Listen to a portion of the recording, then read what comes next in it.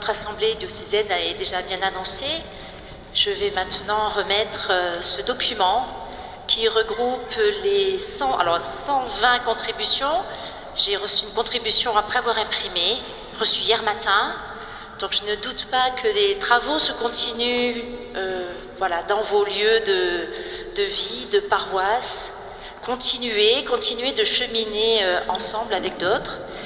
Dans les verbatims qu'on a lus, effectivement, nous n'avons pas pu tout lire. Il nous aurait fallu plusieurs jours d'assemblée. Mais en tout cas, nous espérons vraiment que tout ce qui a été lu, échangé, aura pu aussi nourrir votre réflexion et votre chemin personnel. Voilà. Monseigneur, je suis heureuse de vous remettre, au nom du diocèse et de l'équipe synodale, toutes ces contributions du peuple d'ici.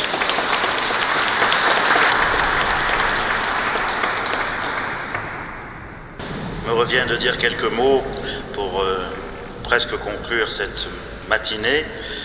Isabelle a dit effectivement qu'il nous aurait fallu plusieurs jours si on avait dû tout lire, mais ce que nous avons entendu était très intéressant. Ce que je veux dire d'abord, c'est un merci à tous ceux qui ont contribué. Pierre nous a dit tout à l'heure, il y a plus de 1100 personnes qui ont contribué, et c'est pas terminé puisqu'il y en a qui sont arrivés tout récemment. Donc merci à tous ceux qui ont contribué d'une manière ou d'une autre à la réflexion de l'ensemble. Je voudrais dire merci aussi à ceux qui ont organisé cette matinée, en particulier pour la musique, pour la décoration, pour tout ce qu'il fallait faire pour que nous puissions vivre cela tranquillement et sereinement. Je voudrais dire merci au Père Olivier Salmeron, qui est le recteur de cette basilique, et puis à toute son équipe. Et puis un merci très particulier à l'équipe de pilotage, bien sûr à sœur Henriette Caboret, à Jean-Louis et Elisabeth Claire, à Isabelle Faucon qui a fait énormément, et au Père Pierre Brunet. C'est eux qui ont, depuis le 17 octobre, tenu la barre pour que nous puissions arriver à cette assemblée aujourd'hui et que nous puissions faire remonter à Paris tout ce que nous le désirions. Donc je les remercie très profondément. Je propose que nous les applaudissions.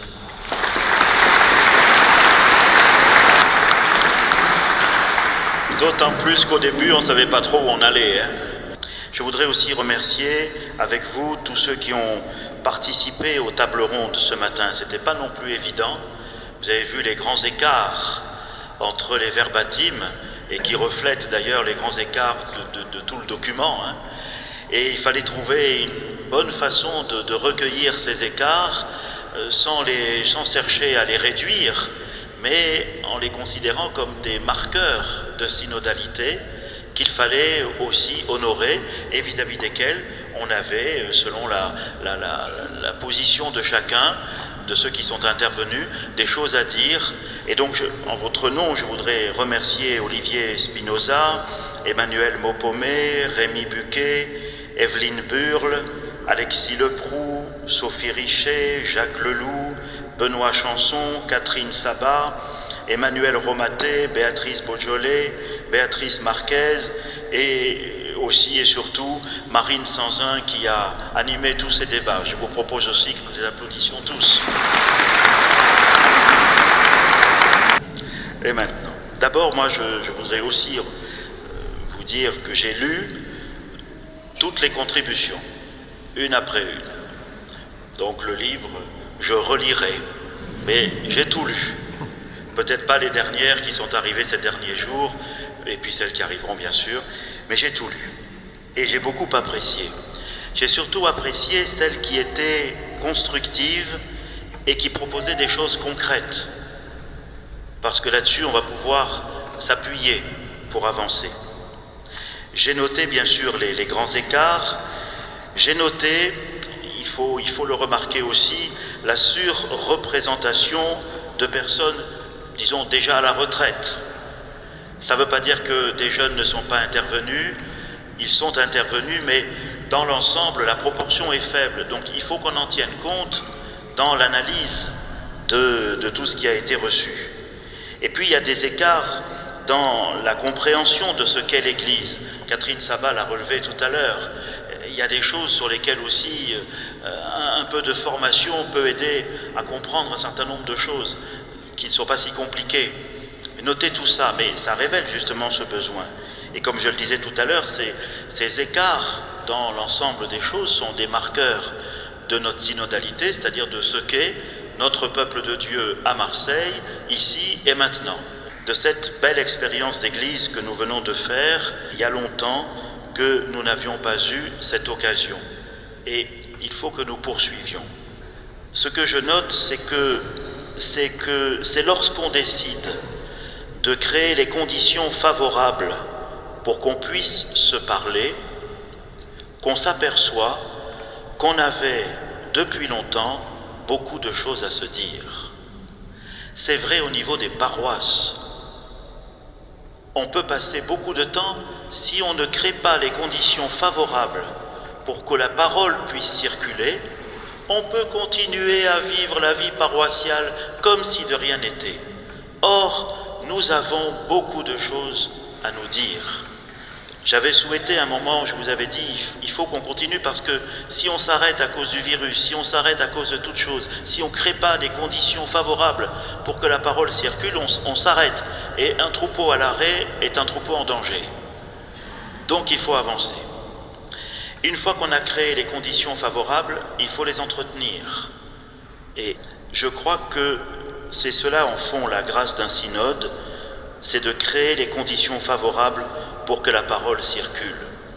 Nous avons fait l'expérience que le contraire de l'unité, ce n'est pas la différence, c'est l'uniformité. Et ça aussi, il faut le vivre au niveau des paroisses, au niveau de toutes les entités. Le contraire de l'unité, c'est pas la différence, c'est l'uniformité, ou c'est la prétention d'uniformité. Nous avons de la marge de progression. Et nous allons essayer de nous y atteler. Parce que ce travail de l'unité, c'est au fond l'inlassable travail de l'Esprit Saint.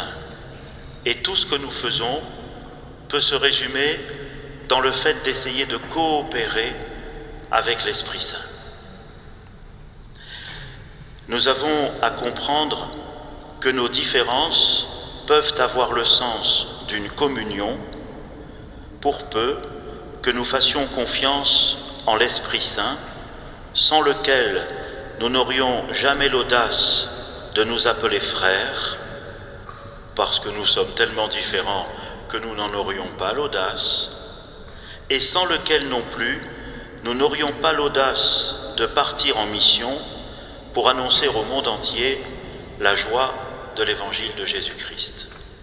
C'est cette confiance dans l'Esprit Saint qui nous fait peuple, mais dans l'unité et pas dans l'uniformité, et qui nous envoie en mission. C'est cette confiance qu'il nous faut approfondir, retrouver, parce on l'a dit tout à l'heure dans une des tables rondes, c'est cette confiance-là qui nous donne la joie d'annoncer l'Évangile et de nous réjouir des différences qui constituent le peuple de Dieu. Alors maintenant, le Père Brunet nous a dit, d'abord il y a 2 documents, le document complet qui fait une centaine de pages et qui sera très prochainement, dès la semaine prochaine, disponible sur le site du diocèse. Il va y avoir le document de synthèse qui va faire une dizaine de pages, et parce que c'est le chiffre qui nous a été imposé et qu'on va envoyer à la conférence des évêques de France, qui elle-même l'enverra après un certain nombre de temps et de discernement à un échelon continental, qui lui-même l'enverra à Rome. Et tout cela arrivera pour octobre 2023. Mais déjà, on voit bien qu'il y a des lignes de force qui s'expriment. Dans les différents diocèses, on a un petit peu déjà fait quelques sondages, on voit qu'il y a des choses qui sont communes. Et donc, on sent quelles sont les aspirations, quels sont les points d'attention, quels sont les points de vigilance. Et cette étape-là est très importante. Et c'est très important que petit à petit, regardant les choses, cherchant ce qui est commun, cherchant aussi les points de vigilance particuliers que telle situation peut apporter et que n'apportent pas les autres, qu'il y ait un travail de discernement. Au fond, ce qu'on est en train de vivre, c'est comme un concile Vatican II qui aurait commencé dans toutes les paroisses ou dans toutes les assemblées, les services et les mouvements. Au fond, c'est ça. Et le pape a voulu, d'ailleurs il a allongé le temps de la phase diocésaine exprès, et puis on aura de nouveau un temps diocésain à la fin lorsque le synode aura eu lieu. Donc c'est tout cela qui est maintenant devant nous, et comme l'a dit le Père Bonnet tout à l'heure, il y aura une rencontre de tous les diocèses de France à Lyon, le 14 et 15 juin prochain, où je me rendrai accompagné d'une personne de notre petite équipe de pilotage. Maintenant, nous, à Marseille, qu'est-ce qu'on peut faire ? D'abord, je voudrais redire ce que j'avais énoncé dès l'ouverture de notre démarche, à savoir que, en matière de synode, la chose vaut mieux que le mot, et que l'essentiel est de travailler à mettre en place dans la vie ecclésiale tout ce qui sera synodal à tous les étages, à commencer dans les paroisses, les services, les mouvements. Au fond, il faut avoir bien présent à l'esprit que chaque baptisé, quelle que soit sa fonction dans l'Église et le niveau d'instruction de sa foi, est un sujet actif de l'évangélisation, comme le disait le pape François dans son exhortation apostolique sur la joie de l'Évangile. Il nous faut donc commencer par la mise en place des conseils pastoraux et des conseils économiques dans toutes les paroisses et les ensembles pastoraux du diocèse. C'est presque fait, mais ce n'est pas complètement fait encore. Et donc il faut y travailler. Je souhaite que l'année qui vient nous permette de le faire. Nous devons également travailler à la mise en place de conseils pastoraux de secteur. Et les visites pastorales que je suis en train d'effectuer permettent d'avancer dans ce sens.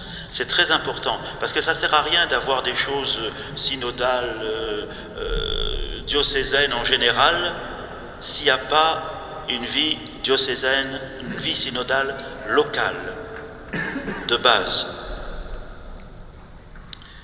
Mais la synodalité est aussi, on l'a dit tout à l'heure, une façon de vivre, et non pas simplement une affaire de structure. Tout à l'heure, dans la table ronde, je crois que c'était le père Alexis Leproux qui évoquait des initiatives où on donne la parole tout simplement aux gens du quartier. On ne va pas leur présenter des structures, mais on va simplement leur donner la parole. Et si on leur donne la parole et qu'ils acceptent de la prendre, ça veut dire qu'on a déjà tissé avec eux des relations de voisinage simples, partageant les mêmes soucis du quartier. Mais si vous ne partagez pas d'abord ça, vous allez leur donner la parole, mais ils n'ont aucune envie de la prendre. En revanche, si on partage ça, si on est présent dans les CIQ, si on est présent dans les associations, si on partage les besoins des différents quartiers de notre ville et de notre diocèse, alors la présence des chrétiens n'est pas une espèce de ghetto dominical, mais elle est là. Et quand les chrétiens prennent l'initiative de consulter, d'inviter, de donner la parole, alors ceci se fait. Donc c'est ça surtout. La dimension synodale, ce n'est pas une affaire de structure. On pourrait avoir les meilleures structures du monde. Bien sûr, c'est bien de travailler les structures, mais ça ne change rien si l'esprit ne change pas. C'est une façon de vivre, et une façon de vivre notre foi. Elle suppose aussi, et on l'a bien entendu dans vos contributions diverses, elle suppose aussi que du point de vue de la gouvernance, se mette en place une réelle régulation dans l'exercice de l'autorité. Les conseils, s'ils permettent réellement cette régulation, sont un outil indispensable à l'exercice de l'autorité dans l'Église. Donc ceci est important. Vous voyez, c'est un esprit, le synode, c'est une façon de vivre.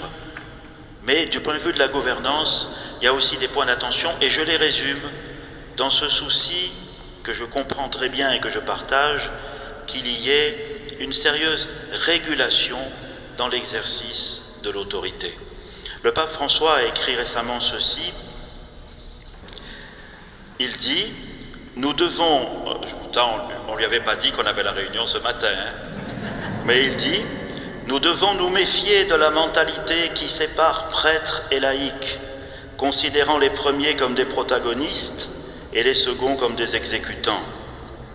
Nous devons mener à bien la mission en tant qu'unique peuple de Dieu, laïcs et pasteurs ensemble. Toute l'Église, est une communauté évangélisatrice. Me semble que ça dit bien ce que nous avons besoin d'entendre. Et c'est un travail de conversion personnelle pour ceux qui exercent une responsabilité, et c'est un travail de conversion personnelle pour tout le monde. En tout cas, je souhaite, pour ma part, continuer à mettre en place des conseils diocésains à durée limitée sur une question particulière, lorsque le besoin s'en fait sentir. Ce fut le cas, vous vous rappelez peut-être, avec la mise en place du Conseil pastoral diocésain des jeunes lors du synode sur les jeunes, la foi et le discernement vocationnel en 2018. Et c'est ce conseil qui a permis de renouveler la pastorale des étudiants et des jeunes professionnels dans notre diocèse. Et puis plus récemment, en 2019, on avait créé un conseil diocésain Laudato Si, qui continue actuellement son travail pour aider le diocèse à ajuster ses pratiques avec les exigences d'une écologie intégrale à l'écoute de la clameur de la terre et de la clameur des pauvres.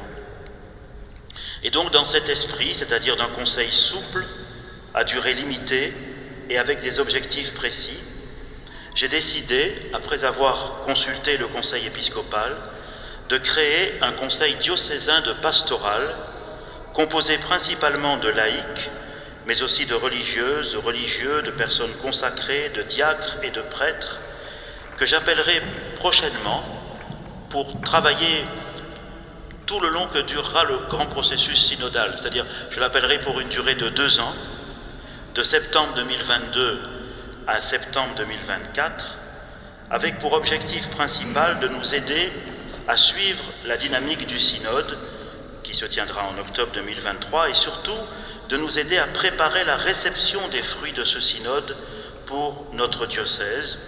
Et un synode donne toujours une exhortation apostolique et nous aurons à travailler la réception de ce texte qui fixera des objectifs que nous devrons appliquer dans notre diocèse. Et puis, ce conseil diocésain de pastoral à la fin de ces 2 ans, et j'espère que d'ici là, on aura remis bien en place les conseils pastoraux de paroisse, les conseils économiques, les conseils pastoraux de secteur, bref, qu'on aura une vie diocésaine plus synodale à tous les étages, alors on pourra recréer un conseil pastoral diocésain dont le mode d'ailleurs de constitution pourra être aussi un mode d'élection et un mode de nomination selon ce que prévoit d'ailleurs le droit canonique à ce sujet. Mais d'abord, il nous faut pendant ces 2 ans bien accompagner la dynamique et avoir un conseil dont l'objectif est clair, de nous aider à être sur les bons rails et à recevoir le travail qui aura été fait par l'ensemble du processus du synode dans le monde. Je vous signale aussi que 2 nouveaux services diocésains viennent d'être créés.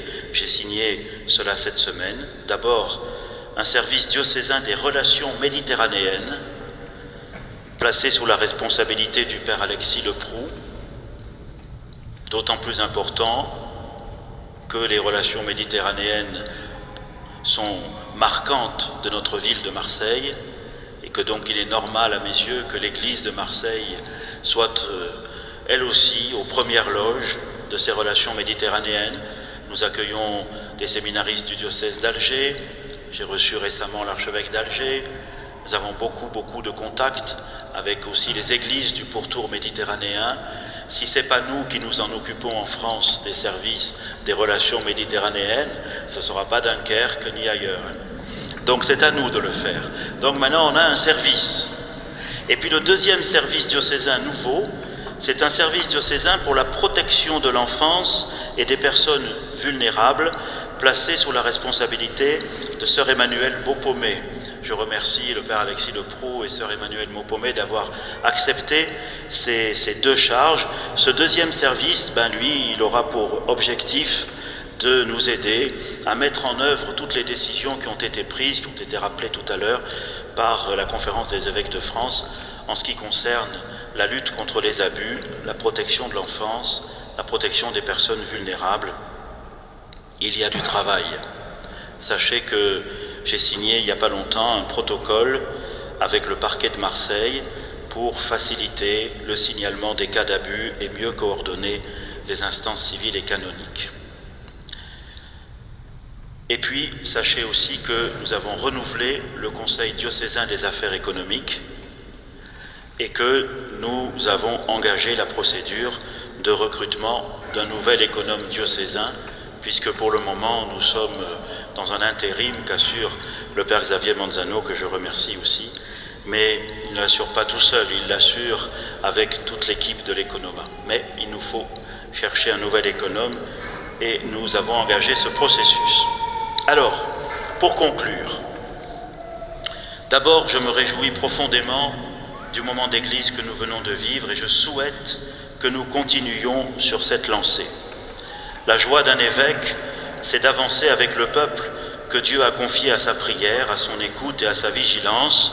Et comme dit le pape, il faut des fois qu'il marche devant, des fois qu'il marche derrière, des fois qu'il marche au milieu. Aujourd'hui, on a marché au milieu et c'est très bien. En tout cas, c'est la joie d'un évêque que de marcher avec le peuple de Dieu. Ensuite, je souligne le besoin de formation. Ça a beaucoup été dit et tout à l'heure, c'est Catherine Sabat, je crois, qui en a beaucoup reparlé. Et pour que ce besoin de formation soit assouvi, je rejoins bien ce qu'elle a dit. C'est-à-dire que souvent, dans les papiers, vous recevez des papiers où on dit « on a besoin de formation, donnez-nous des formations ». Vous faites des formations et comme on dit chez nous, il y a des gains qui viennent. Alors ça ne va pas. Donc il faut favoriser des formations de proximité. C'est pour ça que j'avais créé l'année dernière le réseau de l'école cathédrale. Et on va continuer, on va l'intensifier pour qu'il y ait des formations de proximité. Et puis il faut voir aussi toutes les petites formations qui peuvent être faites à droite, à gauche. Et ensuite nous avons des outils, nous avons un institut catholique pour la formation universitaire, nous avons toutes sortes de réseaux possibles. Mais j'insiste sur ce besoin et vraiment je souhaite que le peuple de Dieu trouve à manger.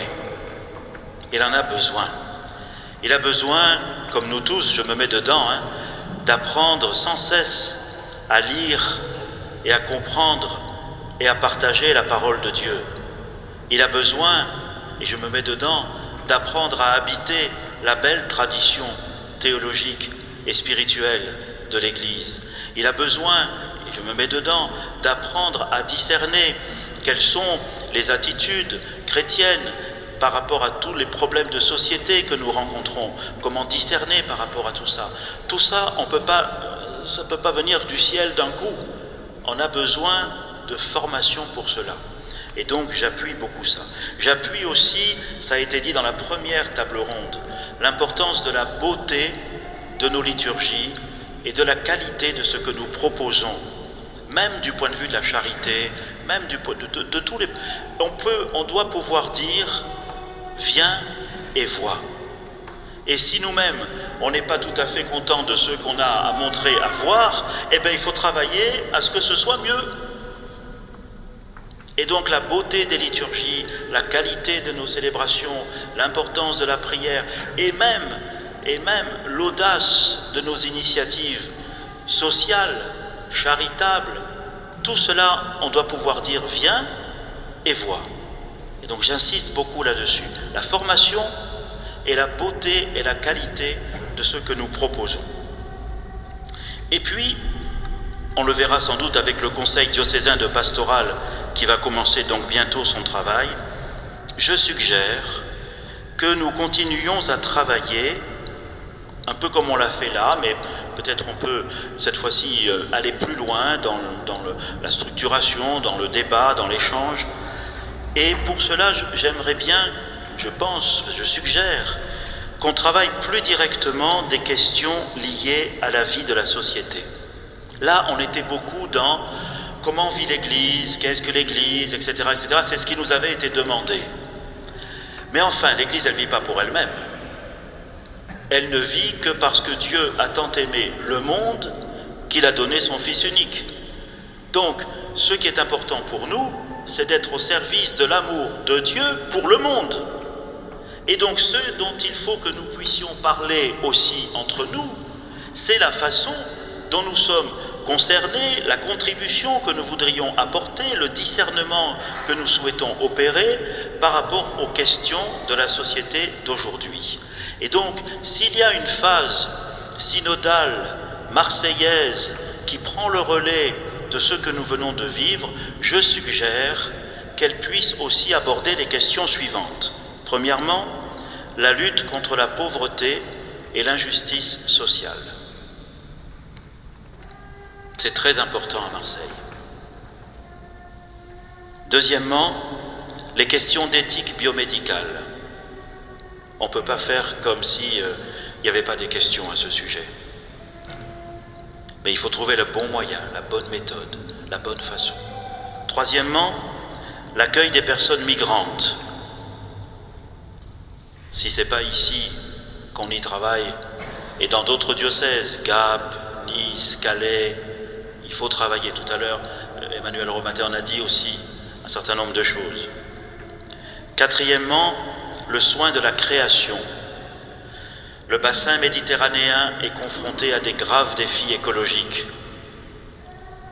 Et on ne peut pas simplement écouter des informations.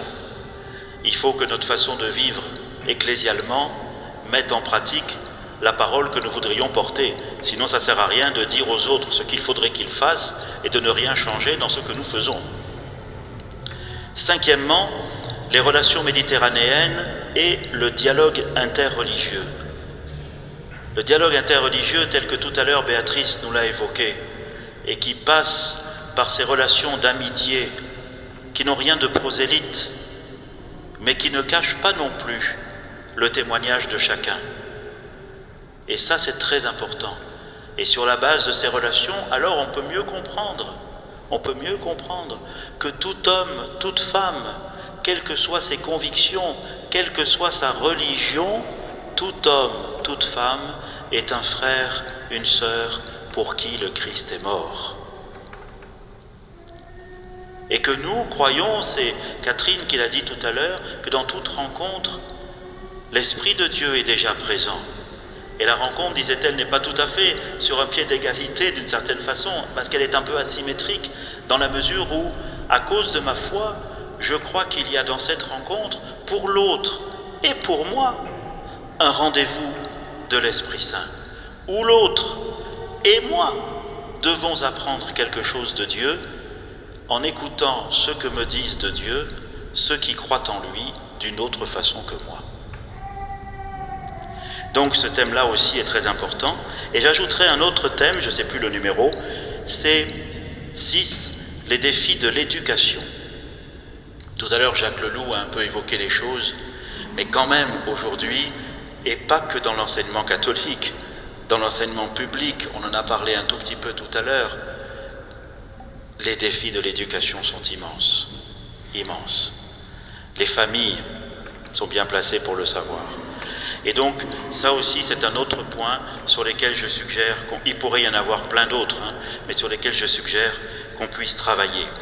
On avancera aussi avec la vie consacrée, puisqu'on a commencé un processus qui a été évoqué, et on avancera aussi, j'ai beaucoup apprécié leur contribution, avec les diacres permanents. Et je suggère que nous puissions aussi continuer à avancer avec eux. C'est important, on n'a pas trop évoqué aujourd'hui, mais c'est important que nous réfléchissions à la place des ministères dans l'Église. Ça a été évoqué dans quelques verbatims, mais l'Église est tout entière ministère, puisque ministère, en latin, ça veut dire service. Or, comme elle est au service de la relation d'amour de Dieu pour le monde, c'est pour cela qu'elle est d'ailleurs plus un ministère qu'une religion, et c'est pour cela qu'elle s'organise en ministère. Et nous, on est encore loin, parce qu'on a des ministères ordonnés, mais on n'en a pas d'autres. Et il peut y en avoir d'autres. Et donc là aussi, il faut qu'on puisse avancer. Je vous dis aussi quelques préoccupations, celle de la communion liturgique et spirituelle. Il y a eu quelques verbatims aussi là-dessus. C'est très important, cette communion, pour le bien des âmes, comme on dit. C'est très important. Et puis il y a la beauté, je l'ai dit tout à l'heure. Un point qui n'est pas beaucoup venu, un tout petit peu, tout à l'heure, c'est l'importance des relations œcuméniques. C'est un peu en baisse, ce mouvement œcuménique. Et on se satisfait d'une division qui existe certes, mais qui ne nuit pas à notre petit confort spirituel. Or ça, c'est pas bon. Y travailler, c'est pas facile, mais il faut qu'on y travaille quand même. Je pense aussi, très nécessaire à Marseille, le service des communautés ethniques, qui sont nombreuses, qui s'organisent comme elles peuvent, mais parfois, c'est beaucoup trop une juxtaposition et pas assez une communion. Communauté malgache, communauté capverdienne, communauté polonaise, etc., etc. Il y en a beaucoup des communautés à Marseille. Et puis, les relations avec les communautés chrétiennes orientales présentes à Marseille, là aussi elles sont nombreuses. Là aussi, il y a un travail qui se fait. Mais enfin, on peut progresser, là encore. Voilà, vous le voyez bien, chers amis, ce ne sont pas les chantiers qui manquent. L'évêque se réjouit de tout ce que nous essayons de faire. Et il a bien conscience que chacun fait ce qu'il peut, et lui aussi d'ailleurs. Il a ses qualités, il a ses défauts. Mais enfin, l'évêque est un peu comme un jardinier. Et il se réjouit non seulement des fleurs bien rangées, bien plantées, bien arrosées de certains quartiers, et des petites fleurs beaucoup plus sauvages qui poussent dans les caniveaux ou dans les ruelles étroites d'autres quartiers. Le jardin, c'est tout ça. Le jardin, c'est tout ça. Et donc, sachez que le jardinier a des défauts, mais sachez qu'il est heureux d'être à votre service. Je voudrais aussi, et pour terminer, vous dire que ce que nous avons à vivre là, et on l'a dit tout à l'heure, c'est l'appel. C'est l'appel. Cette année de l'appel que j'ai lancée là à la Chandeleur, elle se développe petit à petit. Et aujourd'hui, dans une assemblée comme celle-ci, on prend conscience qu'on n'est pas seulement appelé, mais qu'on est convoqué. Dans toute la signification du mot, convoqué. Con, c'est cum, enfin, vous avez compris, ça veut dire avec, et voquer, ça veut dire appeler. Voilà, il vaut mieux que je m'arrête là, parce que sinon, en décortiquant, on risque de déraper. Donc, on n'est pas seulement appelé, on est convoqué ensemble et appelé ensemble à avancer. Et donc, voilà, c'est cela que nous avons à vivre. Ça suppose de l'écoute, de la bienveillance, comme ça a été dit tout à l'heure, de la persévérance, de l'humilité. Ça suppose d'apprendre à discerner, et ça suppose aussi que nous nous gardions proches de la parole de Dieu.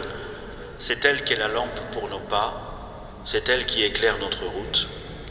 Aussi, en terminant, je vous propose, avant d'entrer dans la prière conclusive, de demander à l'Esprit Saint de nous éclairer, à la Vierge Marie de veiller sur nous, et en vous remerciant encore une fois tous, qu'il nous aide à nous tenir ensemble dans l'espérance. Merci.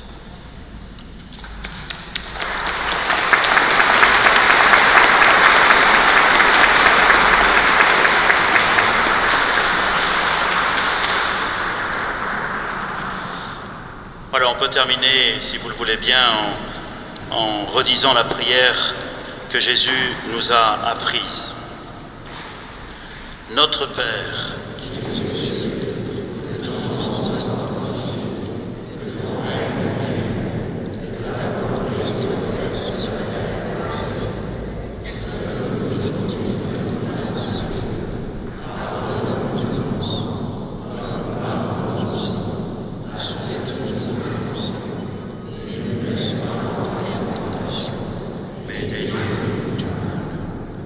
Seigneur Dieu, ton Fils a promis qu'il serait au milieu de ceux qui se réuniraient en son nom.